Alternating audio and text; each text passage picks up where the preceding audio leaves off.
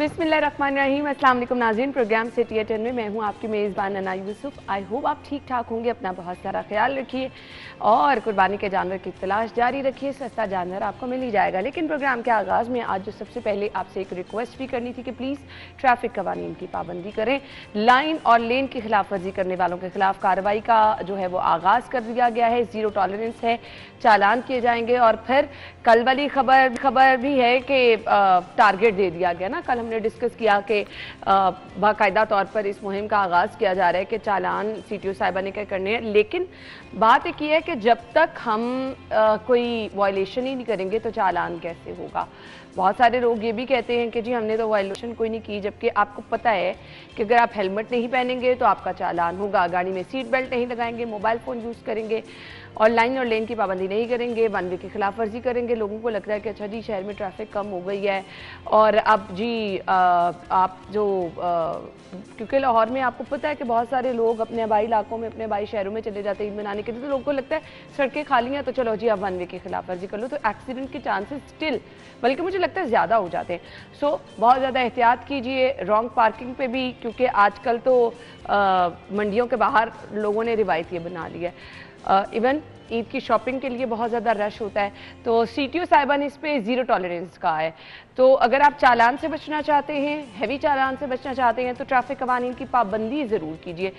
मैं चलती हूँ जी अपने रिपोर्टर्स की तरफ। आमिर रज़ा खान साहब और हसन अली ने ज्वाइन किया। आमिर भाई एक कमेंट आपका चाहिए, फिर हम चलते हैं आज की टॉप स्टोरीज की तरफ। पहला कमेंट तो ये है कि ये टारगेट वाली खबर जो है, मुझे इस पर इतराज़ है कि टारगेट दे दिया गया कि आपने 20 चालान करना है। ऐसा कोई नहीं होता। अगर आपने हेलमेट नहीं पहना तो आपका चालान होगा, अगर आपने लेन लाइन की पाबंदी ना की तो आपका चालान होगा। एक मिनट, CTO साहिबा ने टारगेट दे भी दिया। हमारी जो कल खबर थी, जब मैं कोई चालान ही नहीं करूंगी तो मैं उस टारगेट के ज़िम्मे में कैसे आऊंगी? ये मसला है। जब आप वायलेशन ही नहीं करेंगे तो आप उस टारगेट के ज़िम्मे में नहीं आएंगे। अगर आपने सीट बेल्ट बांधी गाड़ी चला रहे हैं तो वो भी उसका हेलमेट है। बात ज़हन में रखें, जो गाड़ी चला रहा है उसके लिए उसकी सीट बेल्ट हेलमेट है उसका। जो मोटरसाइकिल चला रहा है उसके लिए हेलमेट लाजमी है। लेन लाइन की पाबंदी दोनों के लिए लाजम है। इसका मतलब ये है कि कोई टारगेट नहीं है, जहां आप पकड़े जाएंगे, धरे जाएंगे, वहां आपको चालान हो जाएगा। इसमें CTO का या किसी का कसूर नहीं है। बट स्टिल CTO साहब ने एक वो कॉमेडी वाला भी बयान दिया था कि रेडी बान हटा दिए जाएँ। वो मुझे मजाकिया बयान जो है वो पसंद आता है ब्यूरोक्रेट्स का। अलग मेरी पसंदीदा ब्यूरोक्रेट इस वक्त जो है ये CTO हमारा है। लेकिन कभी कभी ये मजाकिया बात भी करती है जो इन्होंने की कि रेडी वालों को नहीं खड़े होने दिया जाएगा, ट्रैफिक नहीं होने रोकी जाएगी। तो मेरा ख्याल है ना ये मरियम कर सकी, ना कोई और कर सकेगा, ना कोई कर भी आजकल ना हॉट है ये रेडियो वाली। आप चले जाएं क्रीम ब्लॉक, मैं कहती हूँ तौबा तौबा, वाकई वहां से गाड़ी निकालना मुश्किल है। और फिर आप कभी ईद की 3 छुट्टियों में उन्हीं रोड्स पे जाके देखिएगा कि वो कितनी कुशादा रोड्स हैं, आप वहां से जितनी मर्जी गाड़ी। मैं इसलिए हंसता हूँ ऐसी खबरों पे। हमारा ने खबर दी तो मैंने हंस पड़ा। और मैं आपको बताऊं होगा CTO साहिबा जहां जहां खुद विजिट करने जाएंगी ना, वहां पहले से क्लियर करा दी जाएंगी, इसलिए उनको लगेगा कि हमने तो काम करके दिखा दिया है। लेकिन अगेन हमारा ये खबर शेयर करने का मकसद सिर्फ और सिर्फ यही है कि ट्रैफिक कवानीन की पासदारी आप लोग करें, जो कि बहुत जरूरी है। हसन एक कमेंट, फिर मुझे ब्रेकिंग। सबसे पहले तो वही वायलेशन नहीं करेंगे तो चालान नहीं होगा। यस, ट्रैफिक सेंस होना बहुत ज़रूरी है। सबसे पहले जो भी मोटरसाइकिल है या गाड़ी वाला, जब तक ट्रैफिक सेंस नहीं होगी उस वक्त तक आप जो मर्जी कर लें कुछ भी नहीं होगा। तो CTO साहिबा ने कह दिया, यानी हम मौका देंगे तो हम मौका देंगे, बेल्ट पहनेंगे, मोबाइल का इस्तेमाल नहीं करेंगे, चाहे दफ्तर से मैं गाड़ी ड्राइव करते हुए सीट बेल्ट लाजमी लगाता हूँ।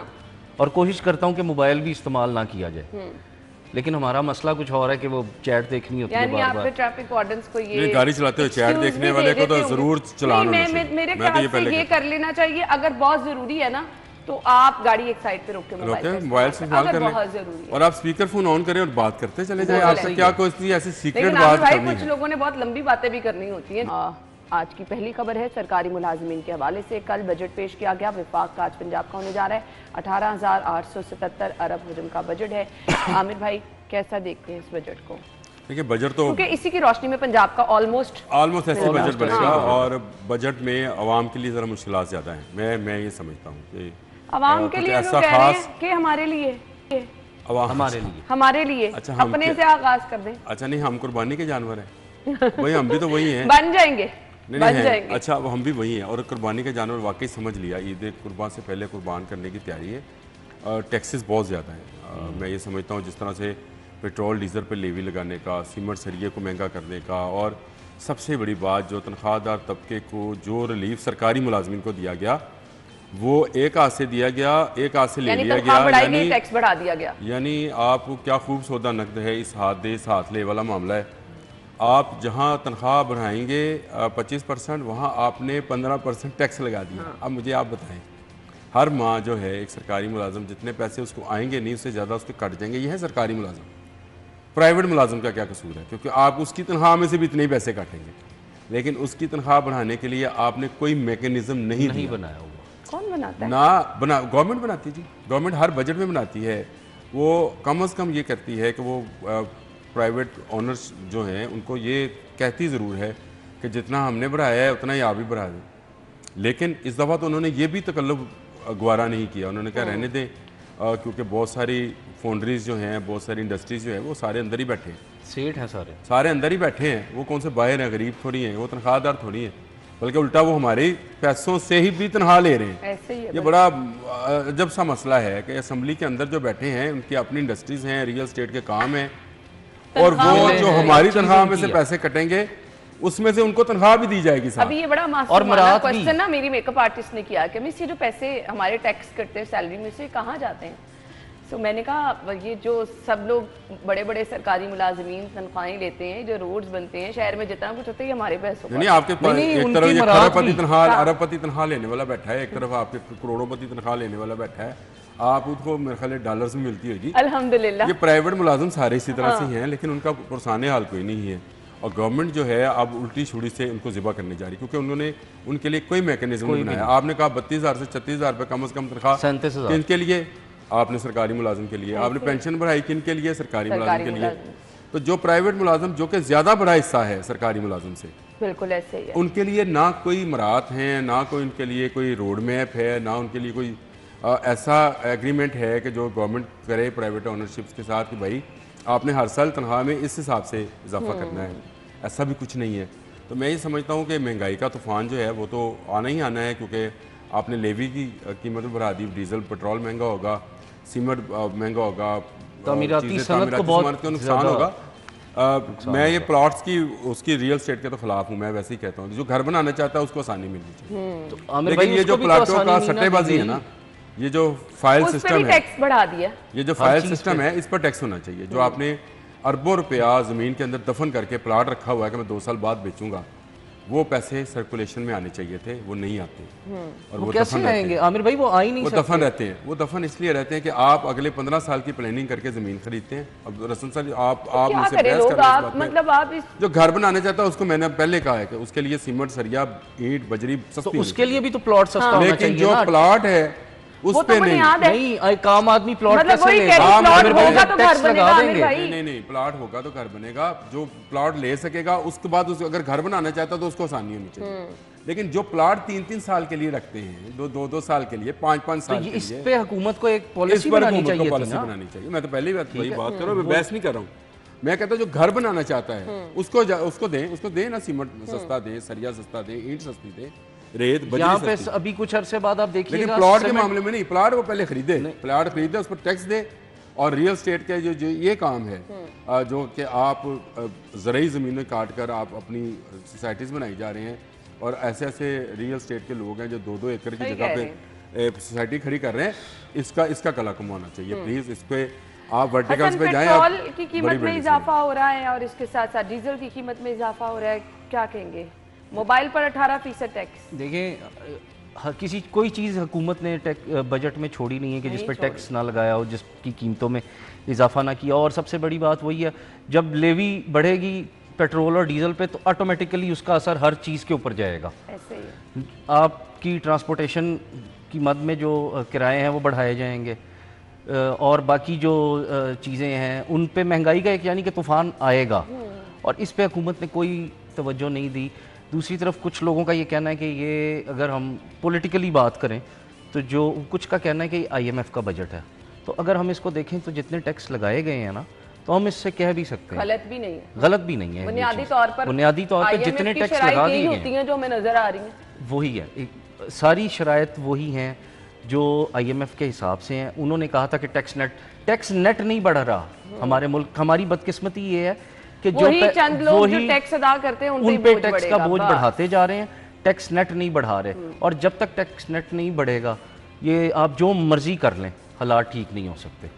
टैक्स नेट बढ़ेगा क्योंकि कल वफाकी वजीर जो हमारे ज़ाना हैं, उन्होंने औरंगजेब साहब ने ये भी बात कही है कि कोई हॉली कौ नहीं है, सबसे टैक्स लिया जाएगा।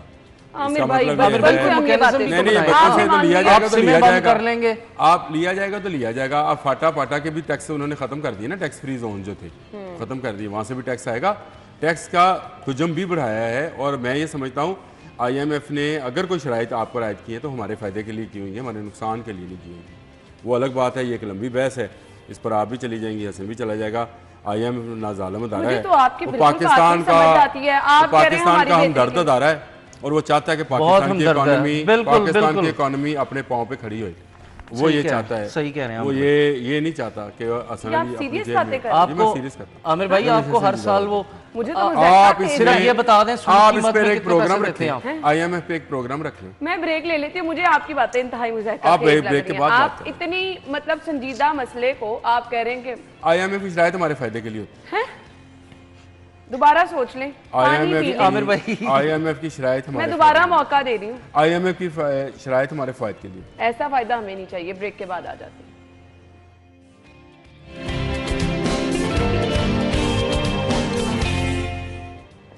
Welcome back once again. अच्छा जी, आप अगेन सब लोगों से सबसे पहले रिक्वेस्ट है, LWMC क्या कर रही है वो तो साइड पे, लेकिन वो तमाम लोग जो कि कुर्बानी करें उनसे रिक्वेस्ट ये है कि आलाइशों के लिए प्रॉपर बैग्स दिए जाते हैं, प्रॉपर इसका बंदोबस्त किया जाता है। आपके घरों के बाहर गली मोहल्ले से थोड़ा सा बाहर निकल के कंटेनर तो होंगे हर जगह पर। अच्छा चलें नहीं भी होते हैं तो आप एक प्रॉपर जगह किसी के घर के आगे ना रखें या उसको गटरों में मत बहाएं।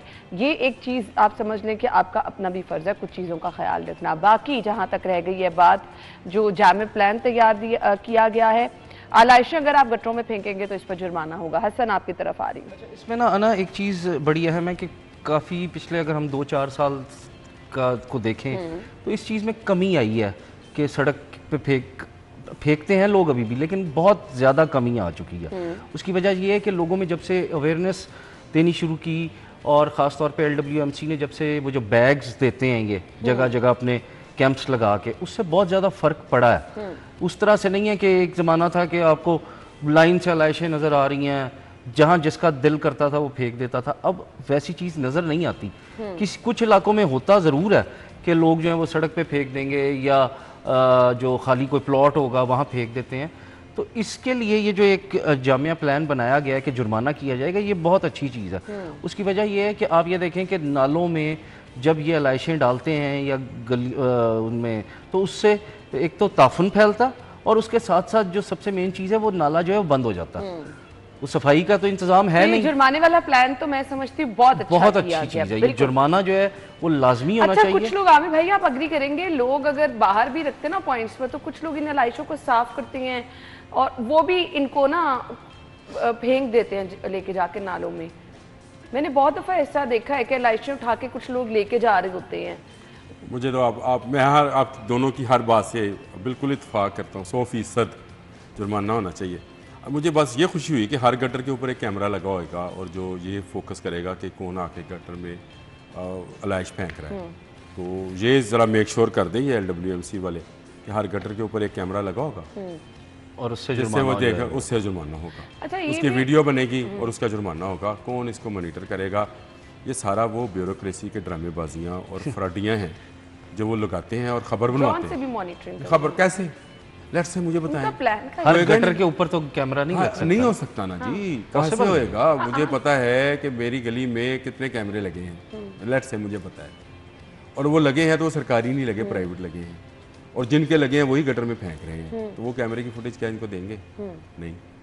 कौन कैसे ये डिटरमिन करेंगे कि किससे बकरे की अलाइश है जो हमें गटर से मिली है? ये सिर्फ एक, मैंने आपसे कहा, वो फॉर्मेलिटी और फ्रॉड है जो हमारी ब्यूरोक्रेसी आज से नहीं 75 सालों से खेलती चली आ रही है। नहीं, यहाँ पे लेकिन मैं लोगों से असल मसला क्या है भाई, मैं आपको बताता हूँ असल मसला क्या है। हमें डिस्पोजल करने के लिए जगह नहीं मिलती, इसलिए हम उसको नाले में जो घर से लेके निकला है ना, अगर उसको मैकेनिज्म उन्होंने बनाया है, कंटेनर्स रखे हैं। कहाँ हर जगह पे नहीं है। मुख्तलिफ इलाकों में। कहाँ इतने कंटेनर इनके पास हैं? चले मुझे ये गिन के बता दो। लोगों में अवेयरनेस आई है। आप लोगों में अवेयरनेस की छोड़ दे, लोग आप प्लाट में फेंकने नहीं देते हैं। तो ये के घर वाले हैं ना, वही ऐसी इससे ताफुन फैलता है। ऐसी वो कहते तेरे बकरे दी सिरी, तेरी गां दी सिरी, ऐसे ना सुटी। वो जो है ना, ये चीज़ें चलती रहती हैं। वो आप छोड़ दें कि आप प्लाटों में फेंकने देती, सोसाइटियाँ खुद भी कंट्रोल करती हैं। ये सही कह रहा है, ऐसा नहीं। मैं इतफाक करता हूँ, मैं तो आपसे पहले का 100% इतफाक करता हूँ। मुझे ये जो लाडले हैं, ये ज़रा बताएं, ये हर गटर के ऊपर कैमरा लगा के बैठेंगे, फेंकते क्यों हैं? वो मैंने आपको बता दिया, क्योंकि प्रॉपर मैकेनिज्म। अगर मेरी सोसाइटी के बाहर एक बहुत बड़ा कैंप होए, ट्रक्स मौजूद होए, तो मैं पागल हूँ जाके साथ वाले गटर में या नाले में जाके फेंक के आऊँगा, मैं उन्हीं को दे दूंगा कि भाई ये लाइस ले जाएं। बिल्कुल सही कहा है। अच्छा, जब आप उठा नहीं पाते हैं तो आप लोगों पे इल्जाम लगाते हैं। मैं यहाँ पर ये भी आपको बता दूं कि पानी की बिला तात्तुल सप्लाई के लिए भी बड़ा ज़बरदस्त इंतजाम किया गया है। सो थोड़ा सा आप लोग भी ताउन करें, क्योंकि शहर आपका है। अगर आप अपने घर की सफाई कर रहे हैं तो अपने गली मोहल्ले की सफाई का भी ख्याल रखें। हेल्पलाइन होती है जी LWMC की, वहाँ पर अगर आपके मोहल्ले में कोई नहीं आया, वहाँ कॉल करके आप टीम को बुलवा सकते हैं। अलबत्ता बहुत सारे लोग तो प्राइवेटली मैंने देखा लोगों को पैसे देकर अपने घर के बाहर से सफाई करा रहे होते। चले, आपने मकसद सिर्फ ये है कि अपने जगह को साफ रखना है, ताफुन ना फैले, ये जो है मकसद होना चाहिए। ब्रेक के बाद आपको ज्वाइन करेंगे।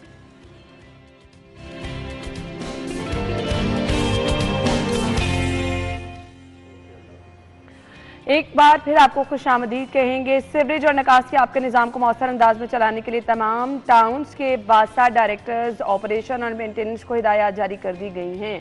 सो ये भी बड़ा अहम मामला होता है। सो हसन, आपकी तरफ आऊँगी मैं। इसमें ना देखें, ये जो पानी का मसला है शहर में, अब वो उसको बेहतर करने के लिए वासा अपनी कोशिश तो करता है। मैं जहाँ पे इज्तिमाई कुर्बानियाँ हो रही होती है ना, वहाँ बड़ा अमल दखल इन चीज़ों का होता है। प्रॉपर वॉशिंग का अमल ना हो, वॉशिंग का तो अमल होना चाहिए। उसमें ये देखिए, मैं आपको एक चीज़ बताऊँ, आप हसन से बात कर रहे हैं, ज़रूर करें, लेकिन LWMC ने पिछले साल तो बहुत ज़बरदस्त काम किया, जो मुझे नजर आया। नहीं, आमिर भाई, ये पिछले 2-4 साल से हम देख जो कैंप लगाते हैं, होती है ना, जो कैंप लगाते हैं उनके पास होता है, रजिस्टर्ड करा ले। जो कैंप लगाते हैं, मैंने पहले ही बात की थी, अगर आपके कैंप मौजूद हो तो कोई पागल नहीं है कि वो जाके किसी जगह पे फेंकेगा। Exactly. और क्योंकि हमारी सोसाइटी के बाहर कैंप था, वहाँ से आपको फिनाइल मिल रही थी, आपको बैग मिल रहा था इलाज के लिए, जिसमें आपने डालकर सिर्फ फ़ोन कॉल करनी थी। एक नंबर था, टॉल फ्री नंबर था वो, उस पर आप फ़ोन करते थे तो वो आके घर से लेके, हमने उठवाई, मतलब बड़ा जानवर किया था, तो उठा के हम अपनी गाड़ी में तो ले जा नहीं सकते थे उसकी इलाज। और गाड़ियाँ भी घूम रही होती हैं। अब ये काम कुछ उनका है, कुछ हमारा है, कुछ उनकी गलती है, कुछ हमारी गलतियां हैं। इसको अगर प्रॉपर जिस सोसाइटी में रहते हैं, मैं आपको एक बात बताऊं, LWMC को भी चाहिए।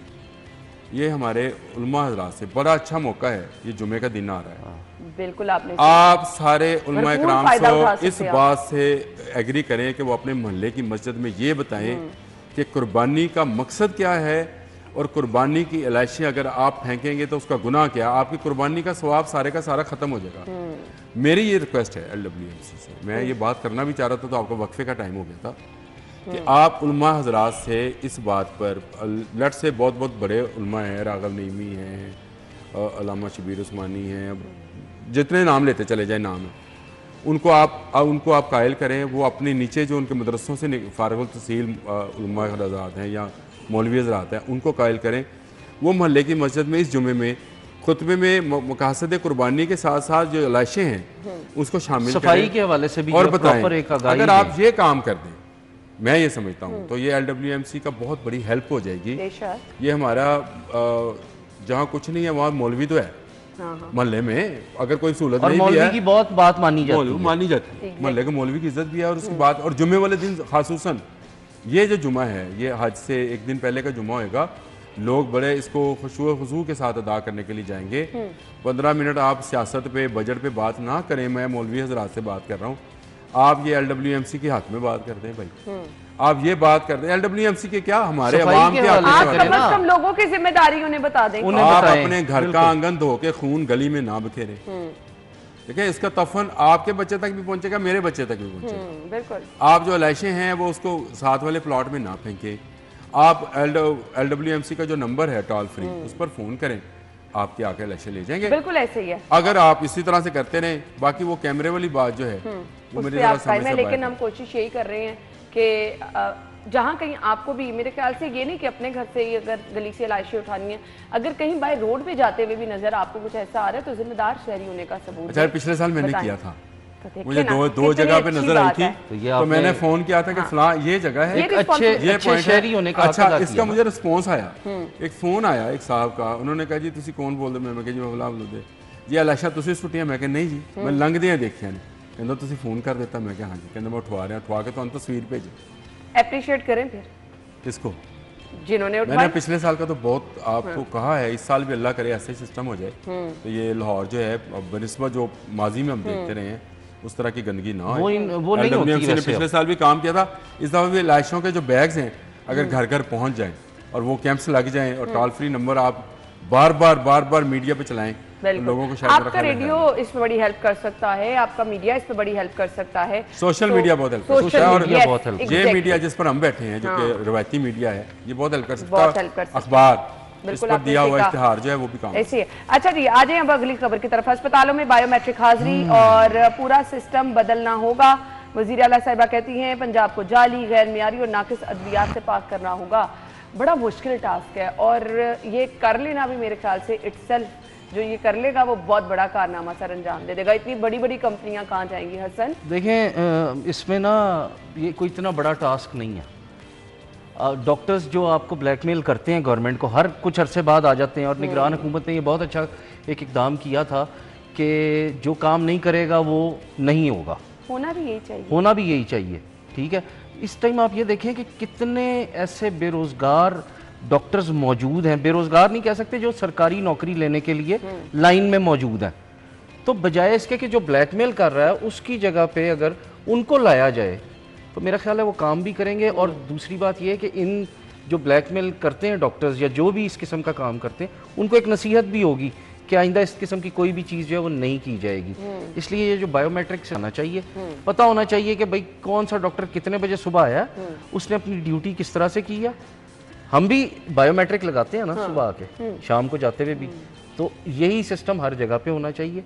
और दूसरी जो अहम चीज है कि जाली तो बायोमेट्रिक पे कभी कभी ऊपर एक कैमरा भी मौजूद होने के अलावा एक एक्स्ट्रा भी लगा दिया जाता है कभी कभी, आपको याद होगा, ये प्रैक्टिस अच्छा होती है। नहीं, ये होना भी चाहिए, और मैं ये समझता हूँ ये सिर्फ डॉक्टर्स के लिए नहीं होना, ये ओवरऑल होना चाहिए, ये ओवरऑल होना चाहिए। अगर आप स्कूल टीचर हैं तब भी आपकी बायोमेट्रिक हाजिरी होनी चाहिए, उनकी आप कॉलेज यूनिवर्सिटी के हैं तब भी आपकी बायोमेट्रिक हाजिरी होनी चाहिए, और बच्चों की भी बायोमेट्रिक हाजिरी होनी चाहिए। मैं ये नहीं कहता हूँ कि अब हमें निकल जाना चाहिए, अब आप इन चीज़ों से निकल जाएं कि रजिस्टर पे प्रॉक्सी की हाजिरी लगती है। और मैं ये क्योंकि हॉस्पिटल में रह के आया हूँ, मैं हॉस्पिटल में मैंने कहा शायद कहने लगे हैं कि मैं लगवाता रहा हूँ प्रॉक्सी की हाजिरी लगवाते रहे होंगे आमिर भाई, प्राइवेट जॉब में कौन सी प्रॉक्सी? नहीं, अपने कॉलेज दौर में, कॉलेज यूनिवर्सिटी के दौर में तो होती इस तरह का मामला। मैं आपसे कहता हूँ इस तरह का मामला नहीं होता था, हमारा वो पीएन होता था, गवर्नमेंट कॉलेज लाहौर में, बहुत पुराने गवर्नमेंट कॉलेज लाहौर में आबद होता था। वो अक्सर टीचर्स जो थे हमारे प्रोफेसर, वो उनको उसको दिया होता था रजिस्टर्ड, 11 हाजिरी ला चली, तो वो टीचर की भी हाजिरी वही लगा देता था। आबद अल्लाह ताला उसको जन्नत नसीब करे, बड़ा दिलचस्प आदमी था, तो वो लगा दिया करता था। तो मेरा ख्याल है कि इस तरह की चीज़ें अब सारी जगहों पे ख़त्म होनी चाहिए। आप बायोमेट्रिक्स, मैं पिछले दिनों खबर देख रहा था कि 24 हेडमास्टर जो हैं वही स्कूल से गए, ऐसे ही है बिल्कुल बिना बताए। तो अगर वो सुबह को आएंगे शाम को जाएंगे, पता होगा यार इसने 8 घंटे ड्यूटी, चले बीच में वो अपने घर की सब्जी देने चला भी गया, वापस आके फिर हाजिरी लगाने का पाबंद तो होगा ना, बिल्कुल ऐसे ही। तो वो आने और जाने की इन आउट जो है जो हाजिरी है जैसे प्राइवेट इदारों में है। तो मैं इसलिए हक में होता हूँ कि अगर ये सरकारी इदारे सरकारी मुलाजिम सही तरीके से नहीं चला पा रहे हैं तो इनको प्राइवेटाइज कर दिया जाए। इस साल बजट में आ भी गया है, आपका लेस्को और जितनी कंपनीज हैं सारी उनको प्राइवेटाइज करने का आ गया है। तो मेरा हाल है ये बड़ा बेहतरीन काम हो जाएगा। आपका तो दरीना मुतालिबा ये था पहले दिन से, आप कहते थे कि तो जो खसारे में इदारे हैं उनको क्यों नहीं करना, उनको करना चाहिए प्राइवेटाइज। देखें सियासी भर्तियां कहाँ नहीं हुई, तो इसलिए बेहतर ये है कि आप अपना बोझ कम करें। आप इस चीज को मानते हैं कि ये सियासी भर्तियां रुक जाएंगी? जब प्राइवेटाइज हो जाएंगे तो फिर ऑटोमेटिकली रुक जाएंगी सियासी भर्तियां, तो रुक जाएंगी, फिर तो नहीं हो सकेगी। अच्छा, जो प्राइवेट ऑनर होता है चाहे उसका सगा रिश्तेदार भी हो ना, उसने अपना फायदा उसने पहले अपना फायदा देखना। उसने ये नहीं देखना कि ये मेरा कजन है, ये मेरा जानने वाला है, ये मेरा दोस्त है। उसने देखना मेरे दायरे को किस चीज से फायदा हो रहा है।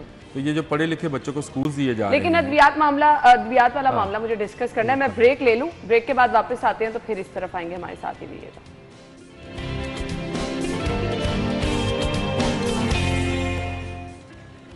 Welcome back once again. अद्वियात जाली एक बहुत बड़ा, मेरे ख्याल से ये तो इस पे सजा होनी चाहिए। ठीक है, आप कह रहे हैं ना कि इससे पाक करना है ना कि अद्वियात, लेकिन अगर जब तक इस पे सजा नहीं रखी जाएगी तो ये मामला नहीं रुकेगा।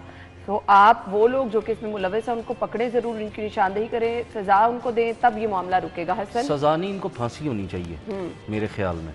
उसकी वजह ये है, देखें ये हर एक की जान से खेल रहे हैं, जिंदगी से खेल रहे हैं, और इनको रोकने के लिए क्या मैकेनिज्म अभी तक बनाया गया? ड्रग इंस्पेक्टर क्या करते हैं? इतनी इनके पास फौज है, महकमा सेहत के पास, वो कहाँ नजर आते हैं? क्या करते हैं? कहीं कोई नजर नहीं आता। और जाली अद्वियात हों, जाली खाने पीने की चीजें हों, इनके खिलाफ तो ऐसी इनको इबरत का निशान बनाना चाहिए, क्योंकि ये लोग वो हैं कि जिनको ना खुदा का खौफ है ना लोगों की जान से कोई लेना देना। इन लोगों के ज़मीर मर चुके होते हैं। अब जो शुगर के पेशेंट हैं, जो हाई ब्लड प्रेशर के पेशेंट हैं, फिर बहुत सारे लोग इनहेलर का इस्तेमाल करते हैं। ये वो चीज़ें हैं जिन पे कॉम्प्रोमाइज़ नहीं है। इंसुलिन अगर गैर मेयारी होगी तो बेचारा मरीज कहाँ जाएगा? आमिर भाई सही कह रही है। ये इसमें सजा जो है, ये जुर्माने खुदा का वास्ता ख़त्म कर दें प्लीज़। मैं ये हमेशा रिक्वेस्ट करता हूँ, जुर्माना कोई सज़ा नहीं है। ये आप दूध वाले का जुर्माना करें 5,000 रुपया, उसको पता है मैंने शाम को फिर 15,000 की दिहाड़ी लगा लेनी, वो 5,000 आपको खुशी से दे देगा। आप खुश होकर बताएंगे, जैसे फूड अथॉरिटी वाले देते हैं कि जी हमने इस साल पता नहीं कितने करोड़ रुपए जुर्माना जमा किया है। उससे क्या फ़ायदा हुआ लोगों को? दूध तो जैली बिक रहा है। इसी तरह अद्वियात हैं।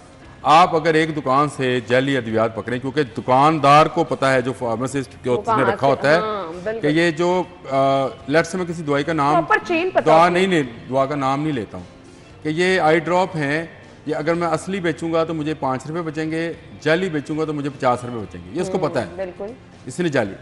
उसकी दुकान सील करें, उसको ब्लैक लिस्ट करें, उसका लाइसेंस कैंसिल करें और उसको हमेशा के लिए ये कारोबार करने से रोक दें।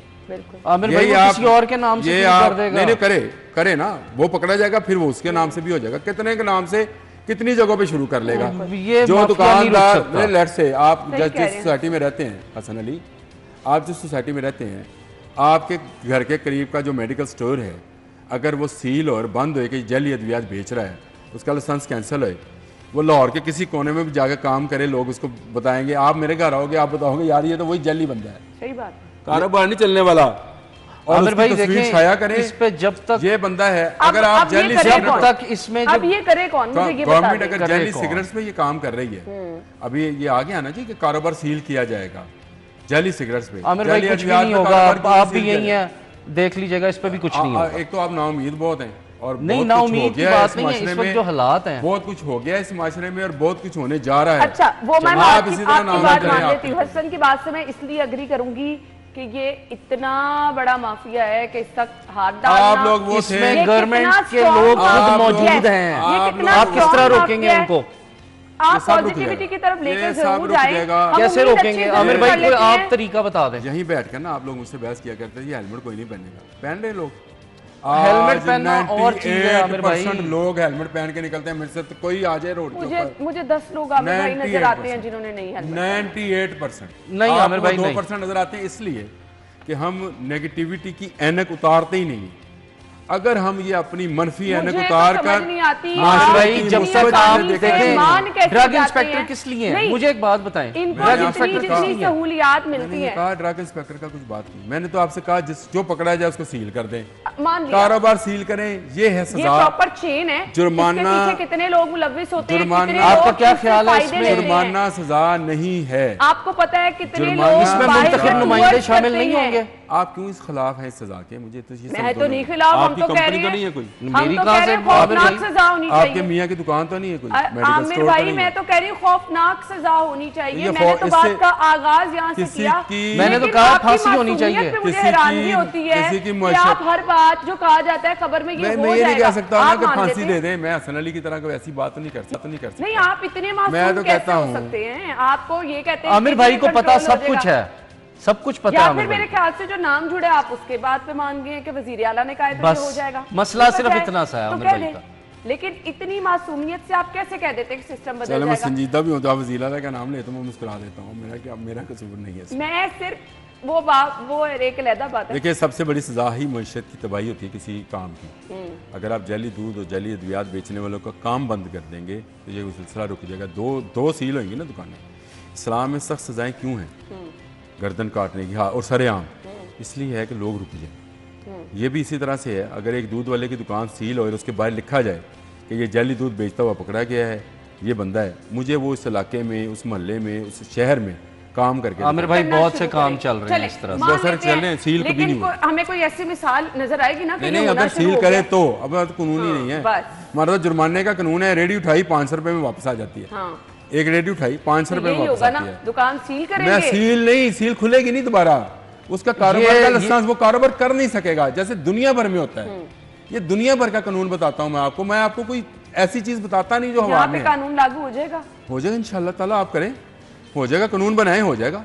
कानून बने हुए हैं बहुत सारे। खबर पे आ जाती क्योंकि आप तो हर कुछ हो भी जाती है, फांसी हो भी जाती है, कैसे होगा हमने तो नहीं देखा, बचपन से अब तक देख रहे हैं। अद्वियात का मेयार और खराब होता चला जा रहा है। अद्वियात आप बहुत कंट्रोल्ड हैं और बहुत अच्छे स्टोर्स हैं और बहुत अच्छे स्टोर्स पे, बहुत अच्छे स्टोर पर आपको पता है कि आपको वेरीफाइड फार्मासिस्ट से दवाई लेने जा रहे हैं आप, जो पढ़ा लिखा है। देखें, आहिस्ता आहिस्ता माशरे, हमारे बचपन में ये भी नहीं होती थी। सरकारी हॉस्पिटल हमारे बचपन में कहते हैं कि यहाँ से दवाई ना लीजिएगा। हमारे बचपन में ये भी नहीं होता था। सर जी, आपको ये बात पता है, आप सरकारी हॉस्पिटल में रह के आए हैं, वहाँ जो गैर मेयारी दवाइयाँ होती है ना, अंदर से डॉक्टर आपके टीवी पे चलती है, मैडम दवाई बाहर से मंगवा लीजिएगा, पता है? नहीं, एक मिनट, आपके टीवी पे नहीं चलता, फलानी ड्रग अथॉरिटी ने फलानी दवाई जो है उसको गैर मेयारी करार दे दिया, उसको मार्केट से उठवाना है दे दिया ना कि वहाँ पे भी मासूम बने हो। मेरी बात का तो आप खुद ही जवाब दोनों दे रहे हो। रह के आए हैं, मुझे दोनों आप जवाब दे रहे हो, दोनों आप जवाब दे रहे हो। आपका एक्सपीरियंस है हॉस्पिटल रहने का, उनकी मदर की वजह से उन्होंने कहा कि डॉक्टर्स ने कहा भाई अंदर से दवाई ना लेना, ठीक है? मुझे मेरा मैं भी तो यही कहता हूँ, मैं आपसे क्या कह रहा हूँ कि आहिस्ता आहिस्ता माशरा ठीक होएगा। मैं तो यही कह रहा हूँ आपसे, आहिस्ता आहिस्ता। उसने मेरी बात का जवाब दे दिया कि ड्रग अथॉरिटी रोजाना एक खबर देती है कि दवाई गैर मेयारी है, इसको मार्केट से उठाएं। ये तो वो आने क्यों दी जाती है आमिर भाई? वो आने क्यों दी जाती है वो एक अलग कहानी है। नहीं, पहला जब लाइसेंस लिया जाता है, आपको भी पता है हसन अली, जब लाइसेंस लिया जाता है तो सही दवाई दी जाती है, लेकिन अगर उसकी क्वालिटी आहिस्ता आहिस्ता खराब होनी शुरू होती है तो ड्रग अथॉरिटी अगर अपना काम अच्छा दिखाया जाता है और बाद में जो बेचा जाता है तो उसको रोकने के लिए ड्रग अथॉरिटी करती है ना। खुद ही मेरी बात का जवाब आप लोग दे रहे हो कि दवाई उठवा ली गई। मैं ये कहता हूँ ये ना सिर्फ दवाई उठवाने क्यों दी जाती है, वाला काम होता है, कागजी कार्रवाई नहीं, कागजी कार्रवाई ना करें। मैं तो यही तो कहता हूँ करें, उसको सील करें। वो फार्मासिस्ट कंपनी जो है, फार्मास्यूटिकल कंपनी दोबारा कोई दवाई ना बना करके भी तो दिखाए। हम भी यही कह रहे हैं, ये भी हम भी कह रहे हैं, आप और हम दोनों एक बात कह रहे हैं, लेकिन आप लोग सिर्फ ये है कि मेरी बात को आप मनफी ऐनक से देखते हैं, पता नहीं क्यों, मुझे समझ नहीं आती। मैं आपकी बात को कभी मनफी ऐनक भाई, अगर मुस्बत ऐनक का मेरे पास है, ये आगे नाम बदलना होगा तो वो जो आपका हर चीज में मुस्बत पहलू है वो खुद ब खुद ठीक हो जाएगा। बहुत बहुत शुक्रिया आप लोगों के वक्त के लिए। हेडलाइंस के बाद ज्वाइन करेंगे।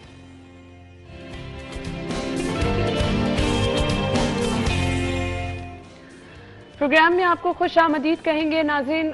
बजट के हवाले से हमेशा कुछ रिवायती जुमलों का इस्तेमाल किया जाता है, अवाम दोस्त, अवाम की उमंगों का तर्जुमान, और लेकिन हमेशा उसके उल्ट होता है। और इस दफ़ा विफाक का बजट अगर देखें तो उससे मिलता जुलता, क्योंकि आज जो बजट पेश किया जा रहा है उम्मीदें ये रखी जा रही हैं। ऐसे में ताजिर जो कि मुल्की मईशत में रीढ़ की हड्डी की हैसियत रखते हैं, उनके मसाइल क्या हैं, बजट को किस तरह से देखते हैं, विफाकी बजट को उन्होंने कैसे लिया, अब पंजाब के बजट में वो क्या चीज़ें चाहते हैं, तजावीज़ क्या। ऑल दो अब तो बजट जो है वो बस आने ही वाला है, लेकिन जो बड़े टैक्स चोर हैं उनके खिलाफ किस तरह से कार्रवाइयाँ होनी चाहिए, टैक्स नेट को किस तरह से बढ़ाया जा सकता है, इस पर जो ऑब्वियसली आपके हर मार्केट के कुछ सुदूर होते हैं उनको भी अपनी मार्केटों में ये इस चीज़ को आम करना चाहिए, टैक्स दायरा कार बढ़ाने में उन्हें भी अपना किरदार अदा करना चाहिए। सो इस पर हम बात करेंगे। हमारे साथ सदर अंजुमन ताजरान मुजाहिद मकसूद भट्ट साहब मौजूद हैं, उनको वेलकम करेंगे। अस्सलाम वालेकुम जी। वालेकुम अस्सलाम। बहुत बहुत शुक्रिया आपके वक्त के लिए। सबसे पहले तो जो कल विफाक की जानिब से बजट पेश किया गया, तो ताजिर कैसे देखते हैं उसको? बिस्मिल्लाहिर्रहमानिर्रहीम। जैसा कि हम बचपन से सुनते आ रहे थे कि ये बजट बड़ा ताजिर दोस्त बजट होगा, लेकिन हम जो है जो चीज़ कहते थे कि ये हकीकत जो है हुकूमत को बोलनी चाहिए, ये IMF का बजट है, इन्हें बोलना चाहिए ये IMF का बजट होगा। जब अगर कहा जाता है कि हम जो है कि मजबूर हैं, हमारा हाथ बंधे हैं, हुकूमत में आने से पहले जो दावे किए जा रहे थे कि आया बिजली के बिलों में रिलीफ दिया जाएगा, 200 यूनिट वाले को 300 यूनिट वाले को जो है इस्तिस्ना करार दिया जाएगा, वो दावे कहाँ गए? और अब ये कह देना हम मजबूर हैं, क्या मजबूरी सिर्फ अवाम के लिए रह जाती है? मैं ये समझता हूँ ये सिर्फ ताजरों पे परेशानी नहीं है, सनतकारों पे नहीं है, ये इसका बोझ सारा अवाम ने उठाना है। जो हमारी 25 करोड़ अवाम है उसके बारे में क्या सोचा है आपने? अपनी तो मराहत बढ़ा ली, उनकी जिनकी ज्यादा तनख्वाहें थी उनकी और ज्यादा कर दी। लेकिन टैक्स भी साथ बढ़े, साथ टैक्स नहीं, टैक्स तो बढ़े, लेकिन आप ये देखें कि कितने % लोग सरकारी मुलाजमीन हैं। सरकारी मुलाजमीन का क्या बढ़ेगा? जो अफसरान की शाह खर्ची हैं वो बंद हुई, कम करने की और उसके बाद आम अवाम जैसे हम यहाँ बैठे हैं कि यहाँ जो लोग प्राइवेट अदारों में जो काम कर रहे हैं उनके लिए क्या सोचा है उन्होंने? क्या ये राया नहीं है? क्या ये जो अवाम जो मेहनत सुबह से लेकर रात तक मेहनत करती है कि वो जो है राया नहीं है? कि लोग तो ये कहते हैं, कल बातें मार्केटों में हो रही थी कि जी बजट सुना, उन्होंने कहा क्या करना है जी, वही जो इन्होंने हमेशा से करते आए हैं और आज भी वही होगा। अब तो आम मजदूर को भी पता चल गया है कि जनाब ये गैर मुल्की बजट जो है बना के पेश किया जाता है और ये सिर्फ पढ़ के उसको सुनाते हैं। इनके बस में कुछ नहीं है, लेकिन इनके बस में ये तो है ना कि अपनी मराहत बंद कर दें। इनके बस में ये तो है ना कि पिछला निगरान सेटअप 1.5 साल का जो गुजरा उन्होंने अपने खर्चे अपनी जेब से किए। ये तमाम साहिब हैसियत हैं, ये लोग ये तो कर सकते हैं ना कि ताकि अवाम को भी इस चीज़ का सुकून हो कि यार अगर हमारा गुजारा नहीं हो रहा, ये भी बहुत परेशान है, लेकिन अपनी शाह खर्ची है उसी तरह, अपने मामला उसी तरह। और पंजाब का बजट क्या होगा? उसी तरह जो ऊपर सुनाया गया है वही एक रटा हुआ बजट जो है वो नीचे सुना दिया जाएगा। असल तो परेशान है अवाम। मार्केटों में जो हालात हैं कि भाई ये कहते हैं टैक्स नहीं देता, कौन टैक्स नहीं देता? हर इंसान तो टैक्स दे रहा है, जिसके जुम्मे नहीं भी है, एक मजदूर के गरीब अवाम के। साहब आम लोग तो टैक्स दे रहे हैं, हम आप ये जो बड़े बड़े ताजिर हैं इनसे बाकी टैक्स वसूली एक बड़ा चैलेंज है।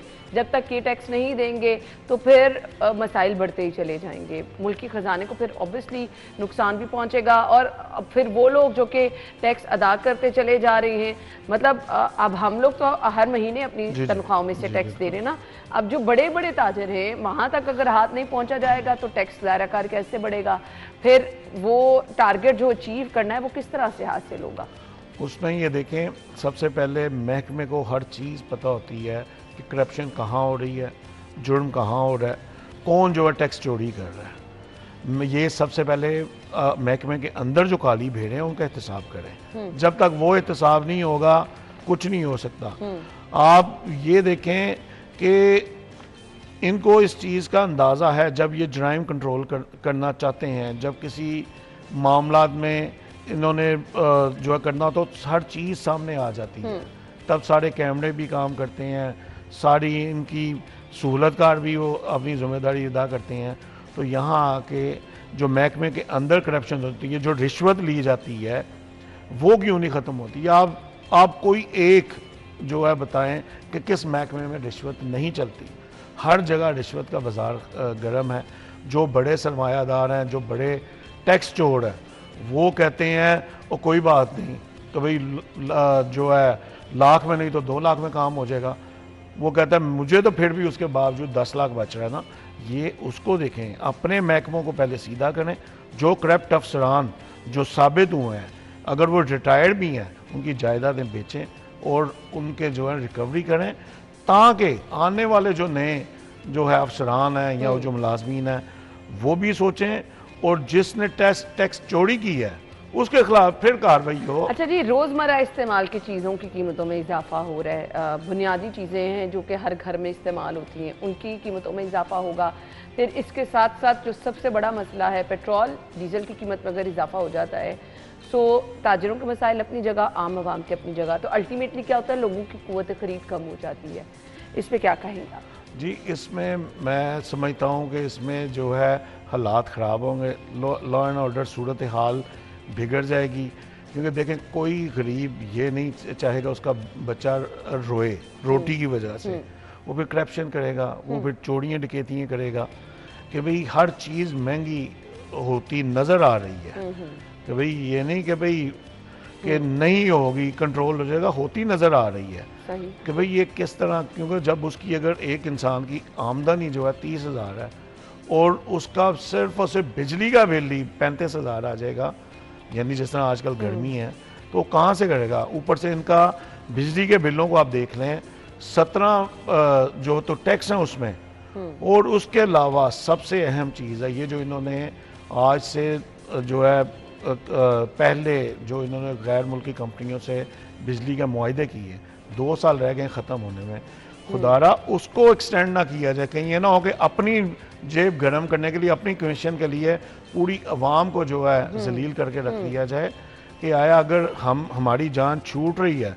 हम इस जुमरे से बाहर निकल रहे हैं तो हमें उससे सोचना चाहिए कि भाई आया क्या बेहतरी हम आवाम को दे सकते हैं। ये क्या छोटे ताजिर के मसाइल इस बजट के बाद बढ़ जाएंगे?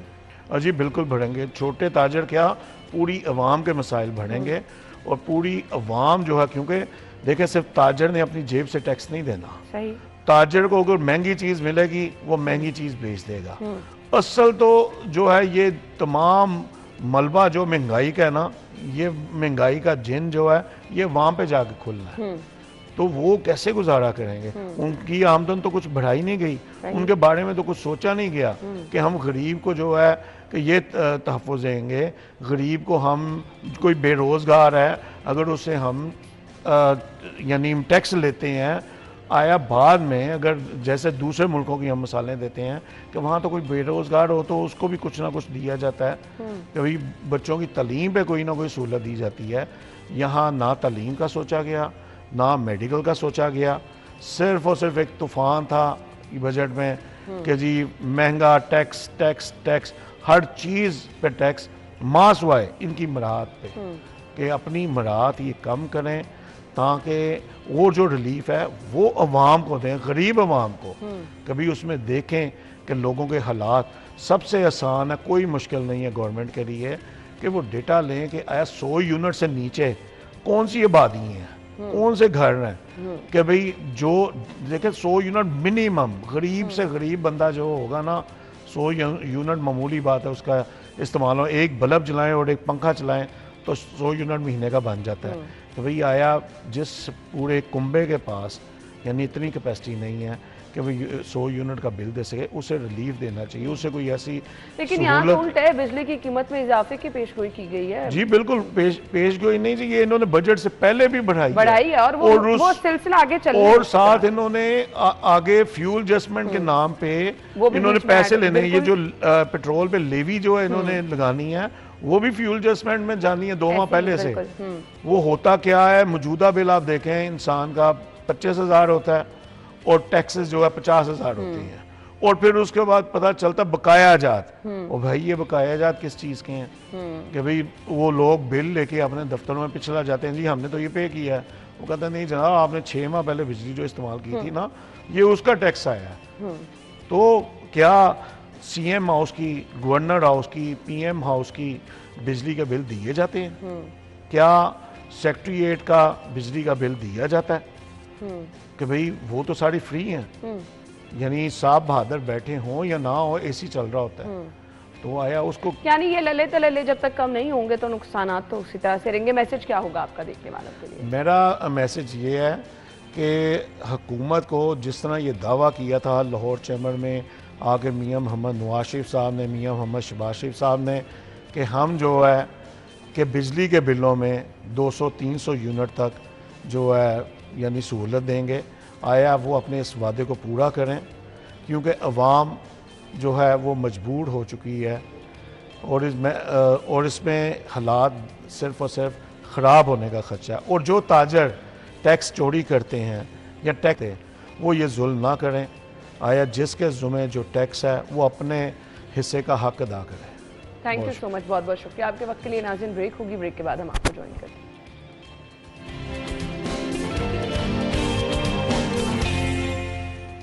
Welcome back once again. Programme के इस हिस्से में जी हम आज के अपने मेहमान से मुलाकात कराने वाले हैं और बहुत ही ज़बरदस्त मेहमान। मैं इसलिए कहती हूँ कि ये जो टैलेंट है जो कि पाकिस्तान को आगे लेके जाता है, पाकिस्तान का नाम दूसरे ममालिक में जाके रोशन करता है, वो अपनी मिसाल तो आप होते दूसरों के लिए ज़बरदस्त मिसाल और मोटिवेशन बन जाते हैं। आज के हमारे जो मेहमान हैं वो स्नूकर चैंपियन हैं। सो अगर हम समझते हैं कि बहुत सारे लोग अगर क्रिकेट लवर्स ही हैं तो क्रिकेट ही कोई गेम है, हॉकी बहुत ज़बरदस्त लोग खेलते हैं। अब हमारे पास डिफरेंट कैटेगरीज में लोग जो हैं वो बहुत ज़बरदस्त आगे आते जा रहे हैं। सो उनको आगे लेकर आना, उनके काम को अप्रिशिएट करना हम समझते हैं बहुत ज़्यादा ज़रूरी है ताकि वो मज़ीद ज़िम्मेदारी से जो है अपना नाम बना सकें। आज के जो हमारे मेहमान हैं, दुनिया भर में स्नूकर को उन्होंने जो है वो बहुत ज़बरदस्त तरीके से मुतारिफ क्या कराया, उन्होंने खेल कर बताया कि एक बहुत ज़बरदस्त खेल भी है और पाकिस्तान का नाम भी रोशन करके दिखाया। आलमी चैम्पियनशिप है जी, ये हारिस ताहिर जिन्होंने हमें ज्वाइन किया है अपने शो में, उन्हें खुशामदीद कहेंगे। अस्सलाम वालेकुम जी। Thank you so much Haris, आपके वक्त का बहुत बहुत शुक्रिया। सबसे पहले तो बहुत कम लोगों का रुझान होता है इस तरफ और लोग शौक के तौर पे स्नूकर खेलते हैं, लेकिन कभी किसी ने ये नहीं सोचा कि इसको आपको आगे लेके चलना है और इस तरह से किसी स्पेशल बड़े मुकाबले में जाना है। आपने कैसे ये सोचा? बस ऐसे ही है कि मेरी फैमिली में तकरीबन सारे स्नूकर खेलते थे, तो इस तरह करते करते मैंने भी स्नूकर शुरू कर दी। उसके अलावा जैसे आपने कहा कि लोग सिर्फ शौकिया तौर पे खेलते हैं, उसका मसला ये है कि गवर्नमेंट की तरफ से इतनी सपोर्ट नहीं है, उसके अलावा प्राइवेट स्पॉन्सर्स तकरीबन ना होने के बराबर हैं, तो इस वजह से फिर लोग अपना शौक़ पूरा करके दूसरी स्पोर्ट्स में ज़्यादा ध्यान दे देते हैं स्नूकर की निस्बत। वैसे भी मुश्किल गेम है, टाइम देना पड़ता है, तो वो सारा किस एज से आपने स्नूकर खेलना शुरू की? मैंने जब शुरू की थी मेरी उम्र 10 साल थी। अब तो घर में भी छोटी छोटी वो ऐसी गेम्स आ चुकी हुई हैं कि आप घर में भी जो है वो स्नूकर खेल सकते हैं और बहुत सारे लोग मोबाइल फ़ोन पे भी। तो ये डिफरेंस है दोनों, आप रियल अगर स्नूकर खेल रहे हैं और वो जो मोबाइल गेम्स में स्नूकर होती है उनमें डिफरेंस? हाँ, बहुत ज़्यादा डिफरेंस है। इसके लिए आपको एकेडमी ज्वाइन करनी पड़ेगी, कोई अच्छी कोच ज़रूरी है, फिटनेस ज़रूरी है, सब कुछ चाहिए इसके लिए, वो गेम वाला हिसाब नहीं है। अच्छा, फिटनेस वाली चीज़ समझ नहीं आई, क्योंकि हम समझते हैं कि बाकी गेम्स में फिटनेस मैटर करती है, ये तो आप बस खड़े हैं टेबल पे, आप निशाना बांध रहे हैं, कैसी फिटनेस चाहिए होती है? फिटनेस इस तरह चाहिए कि अगर आपका ये, वैसे इसको ना वर्ल्ड की सेकंड गेम कहा जाता है, माइंड गेम। फर्स्ट पे चेस आती है और सेकंड पे स्नूकर है। अगर आप फिट नहीं है तो आपका मेंटल लेवल अच्छा नहीं हो सकता, मौके के ऊपर फोकस रहना है। फिर उसके अलावा प्रेशर में आता है बंदा, तो मेंटल लेवल अच्छा नहीं होगा तो प्रेशर कैसे हैंडल करें? बिल्कुल बिल्कुल। सो मुझे ये बता दीजिएगा कितनी मुश्किल है, मतलब हर कोई खेल सकता है, सीख सकता है हर कोई? वैसे तो कोई तकरीबन तो सारे खेल सकते हैं, सीखने पे आए तो कोई भी सीख सकता है, क्योंकि टाइम पीरियड का इशू है कि कोई जल्दी सीख जाएगा, कोई लेट है, पर मेहनत बहुत ज़्यादा चाहिए, वो करनी चाहिए। आपको कितना टाइम लगा परफेक्शन की तरफ आते हुए? मैंने 2010 में स्नूकर शुरू की, तो पहला मैं जो जूनियर नेशनल खेला वो 2014 में खेला।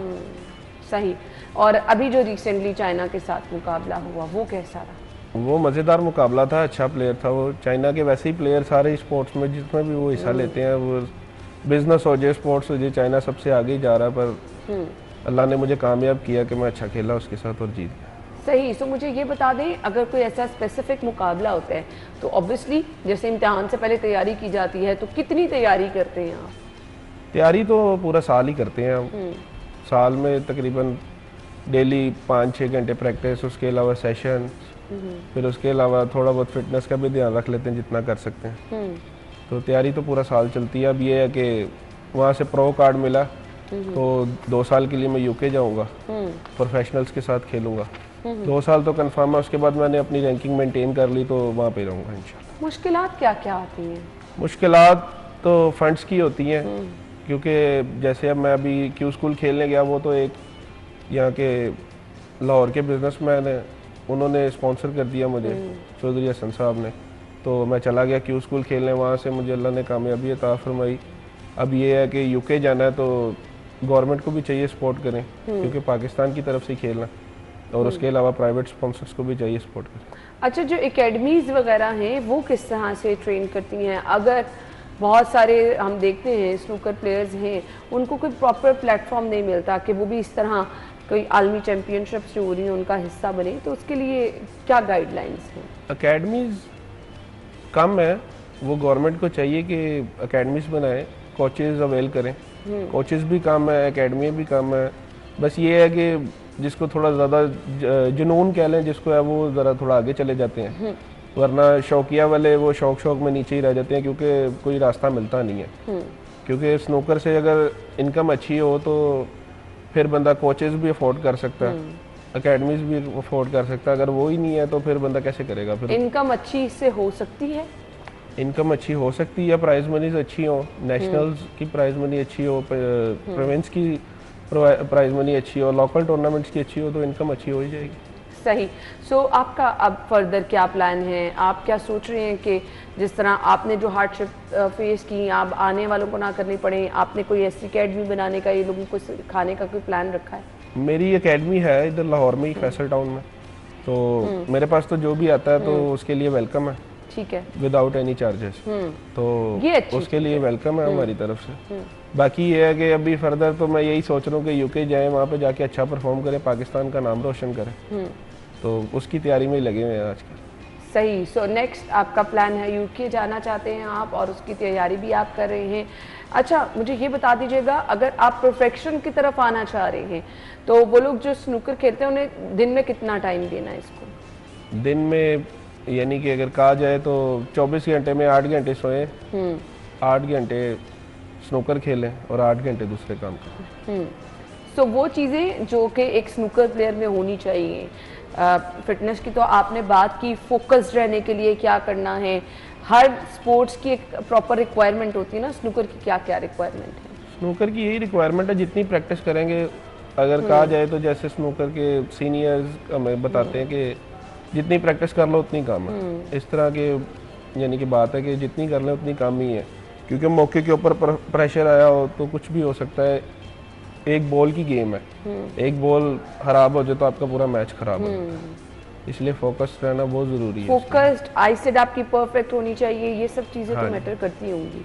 हाँ, ये बहुत मैटर करती है। सही। इसलिए अगर किसी की नज़र वीक हो तो उसको ऐनक लगा लेनी चाहिए। सही। मैसेज क्या देना चाहेंगे देखने वालों को? मैसेज यही है कि हम बहुत ज़्यादा यानी कि स्नूकर प्लेयर्स, हम मैं भी हूँ, बाकी भी हैं, बहुत ज़्यादा मेहनत करते हैं, गवर्नमेंट को चाहिए थोड़ा सपोर्ट करा करें। बिल्कुल, क्योंकि जब तक ये चीज़ें साथ नहीं होती हैं, क्योंकि आपकी सरकारी सतह पर ही अगर आपको तमाम सहूलियात दी जाएं तो आप किसी भी तरह की गेम हो, ना सिर्फ स्नूकर बल्कि बहुत सारी गेम्स जिनमें हम चाहते हैं कि हमारे पास टैलेंट भी उनको आगे लेकर आएँ, तो अगर सरकारी सतह पर हेल्प होना शुरू हो जाए तो मेरे ख्याल से बहुत सारा टैलेंट आपके सामने आ सकता है। Thank you so much. So नाज़रीन, आप अपना ख्याल रखिएगा, हमारी और आपकी मुलाकात होगी अब कल सेम टाइम पर। इजाज़त दीजिए, अल्लाह हाफ़िज़।